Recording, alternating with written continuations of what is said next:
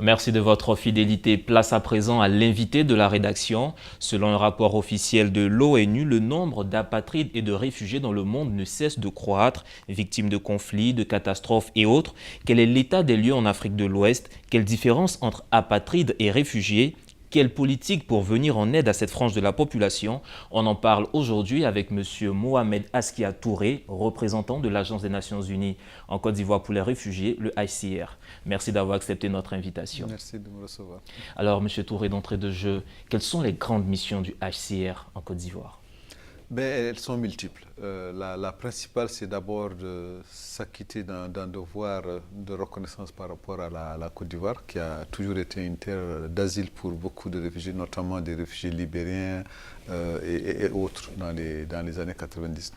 Mais à la faveur de la crise, malheureusement, près de 300 000 Ivoiriens se sont retrouvés en exil dans les pays limitrophes. Donc notre devoir aujourd'hui, c'est de les ramener en Côte d'Ivoire et de nous assurer de leur réinsertion socio-économique en Côte d'Ivoire. Donc ça, c'est la première mission du HR en Côte d'Ivoire. La seconde mission, c'est une mission classique, c'est d'accueillir et de protéger les réfugiés qui viennent en Côte d'Ivoire. Donc ils sont multiples, ils viennent de partout, ils viennent de Syrie, ils viennent du Congo, ils viennent du Vietnam, ils viennent d'Afghanistan, ils viennent du Libéria voisin. Donc je dis que notre devoir est de voir comment on peut s'assurer d'assurer leur protection au sein de la Côte d'Ivoire. Notre troisième activité, qui est l'une des activités phares aujourd'hui en Côte d'Ivoire, c'est s'occuper de toutes les situations d'apatridie. Donc l'apatridie, en fait, est un phénomène assez répandu en Côte d'Ivoire.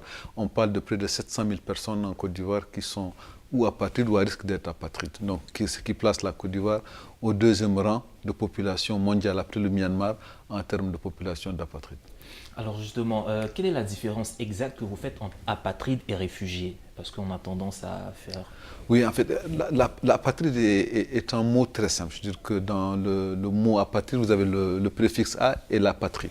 La patrie, donc, c'est quelqu'un qui n'a pas de patrie. Donc ça, c'est un terme général.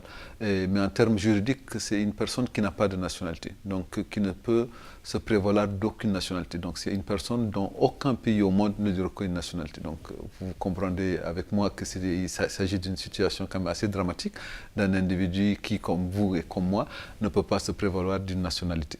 Donc, mais justement, quand on sait les réfugiés, on sait qu'ils partent de leur pays vers d'autres destinations à cause de conflits communautaires, politiques et autres. Mais l'apatridie, qu'est-ce qui explique ce phénomène et cette montée de ce phénomène en Afrique? En Afrique, en réalité, c'est un vieux phénomène. Je veux dire que c'est un vieux phénomène qui est méconnu parce que tout simplement les apatrides vivent avec vous et moi, on les voit tous les jours et on pense qu'ils sont de la nationalité du pays dans lequel ils vivent, mais en réalité, ils ne sont pas capables de vous prouver une nationalité.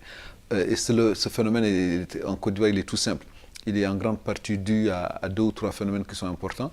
Le premier, c'est la succession d'États. Donc on est passé d'un État colonial à un État national et avec, bien entendu, des lois qui sont nouvelles. Donc de beaucoup d'individus en Côte d'Ivoire notamment qui avaient été emmenés en Côte d'Ivoire à y travailler avant les indépendances sont venus en étant des sujets français. Ils n'étaient pas nécessairement ou burkinabés ou ivoiriens ou maliens ou ghanéens, donc ils étaient des sujets français. Donc quand l'État colonial n'a plus existé, donc c'est substitué à l'État colonial un État ivoirien.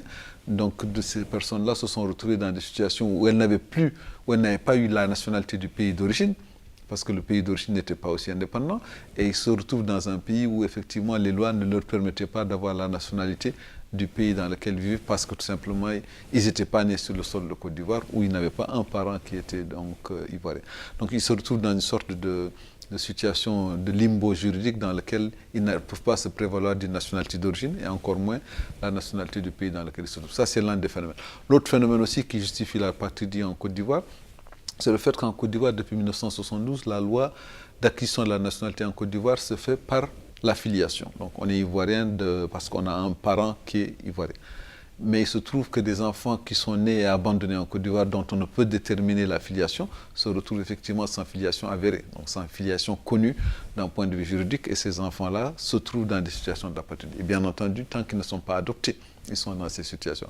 Une fois adoptés, ils prennent la nationalité du parent qui les a adoptés. S'il est ivoirien, donc l'enfant deviendra ivoirien. S'il est d'une autre nationalité, l'enfant deviendra national du pays d'un de ses parents. Mais il se trouve qu'en Côte d'Ivoire, ces personnes-là, étant abandonnées sans avoir été acquis la nationalité par à l'adoption se retrouvent donc dans des situations d'apatride. Et bien entendu, leurs enfants, leurs petits-enfants, donc je parle de 1972 aujourd'hui, nous parlons de 47 années. Donc depuis 47 ans, toute personne qui naît en Côte d'Ivoire sans parents connus se retrouve dans des situations d'apatride.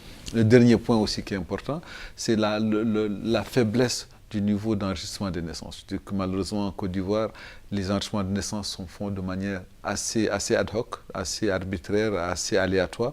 Donc beaucoup d'enfants naissent sans documentation et passé un certain âge, ils ne peuvent plus avoir le d'acte de naissance. Il faut qu'ils passent par une procédure judiciaire qui est assez compliquée pour l'acquisition d'un jugement supplétif, qui est coûteux et qui est aussi quelque chose que beaucoup de gens ne voient pas l'intérêt, donc ils se trouvent sans nationalité. Et la grande barrière, c'est dès qu'ils arrivent à un certain âge et qu'ils veulent faire des actes administratifs tels que passer des examens, passer en classe supérieure à partir de la 6e, là, il leur faut une pièce d'identité et ils n'en ont pas très souvent. Justement, c'est à là que je voulais en venir.